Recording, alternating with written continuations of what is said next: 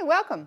I have Kathy Bean with me today, and she is going to show us how to make a wonderful pizza recipe that you can make at home and get some whole grains in. Great, okay. The first thing we're going to do, Sarah, is I have a cup of warm water. We're going to put it in our mixing bowl, and you really just want your water to be warm to the touch. You don't want it to be too hot because it could kill the yeast. And then I have a tablespoon of quick rising or rapid rising yeast I'm going to add in with my water. Okay. Just going to stir this until the yeast is dissolved. Okay. Okay, and to that I'm going to add, I have a cup of all-purpose flour. Also I have a cup and a half of whole wheat flour.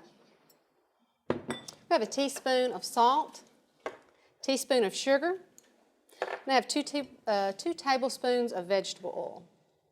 Okay. So we're going to mix all this, take about 20 strokes for it to all come together. Okay. It's a few steps, but it'd still be fun if you're trying to get the family involved in cooking and trying to, you know, a lot of times when you put the whole grains in things or you try new foods, if you let the kids or the husband or the wife or the significant others help, it really does make for a fun time. This could be an evening activity. Pizza night. That'd be fun. Okay, so I have some plastic wrap and I'm going to cover my dough. We're going to set this aside. In about 15 to 30 minutes, our dough will have risen. Got it. Thank you. Okay. So now we're going to move on to our tomato sauce. We're going to turn this into a really great tasting pizza sauce. Okay. So I've taken a 15-ounce can of tomato sauce, and to that I'm going to add a tablespoon and a half of oregano, tablespoon and a half of garlic powder. Great. And garlic powder instead of the salt, because I know you try to cut back on your sodium. Sure do. And then I have a tablespoon and a half of cracked black pepper, and then a tablespoon and a half of onion powder. Okay, so we're just going to mix all this together. Yeah. And I guess you could adjust these spices depending on how your family likes the meal. Right. Okay, we have our pizza sauce all ready. Yeah. And this sauce is enough. You could probably cover 2 pizzas today. You could cover 2 pizzas, or you could use it to cover 1, depending on how much sauce your family liked. Okay, and the magic of TV, she is getting a dough that has already been risen. It's been risen to 15 to 30 minutes. And it usually doubles in size or so. Excellent. Okay, I'm going to go ahead and put some gloves on. We're going to pat our dough out. I have a 15 by 10 inch baking sheet, and I've sprayed it a little bit with some nonstick vegetable spray. I'll wet my hands just a little.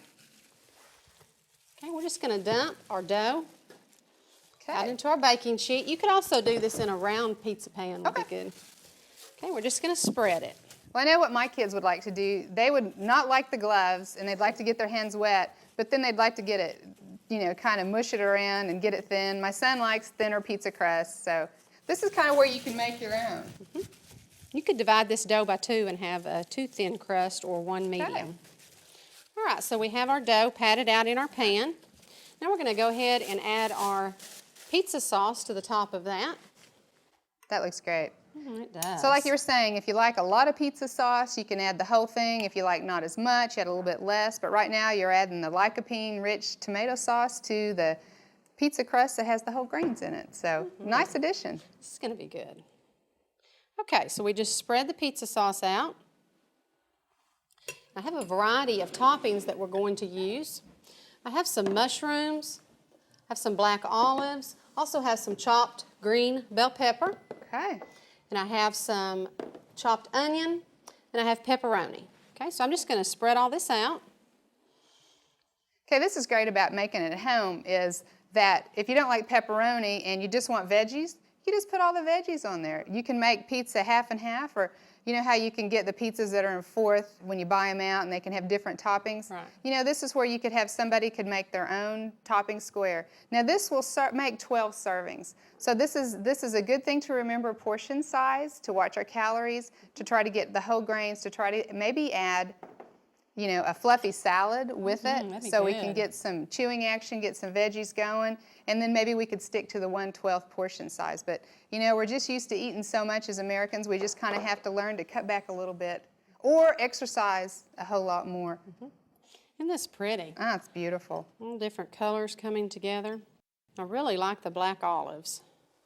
I'm going to put our olives on there, and then our onions will be last. Okay. You could use pineapple. You could use anything Ah, for your toppings. Well, I had a friend that had really an interesting idea. She put canned corn and anything she had left up in her cabinet on a pizza because they had no money at that point, and she said it was the best pizza they'd ever had. They just got real creative and tried just some different things. So That's great. yeah. So isn't that pretty? So now I'm going to put it in the oven. It'll take about 20 to 25 minutes for it to fully cook, and we have our oven preheated at 425 degrees. Well, what I've noticed is that Kathy didn't put her cheese on yet because she's a great cook, and the way she likes things is she wants it to get cooked and, you know, to be safe for us to eat, but then she'll add the cheese at the end to melt. Isn't that always your technique? Right. And I have a cup of mozzarella cheese, and after we get our crust and everything fully done, we'll pull it out. We're going to put our cheese on there, stick it back in there for about 1 minute, and it'll be ready to eat. I'm really hungry. It's going to be good. Well.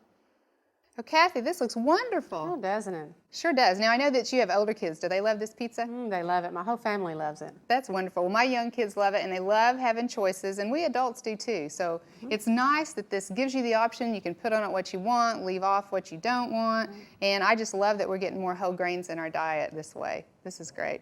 Our next recipe will be homemade granola, and it's really going to be great. Sounds really good. Thanks.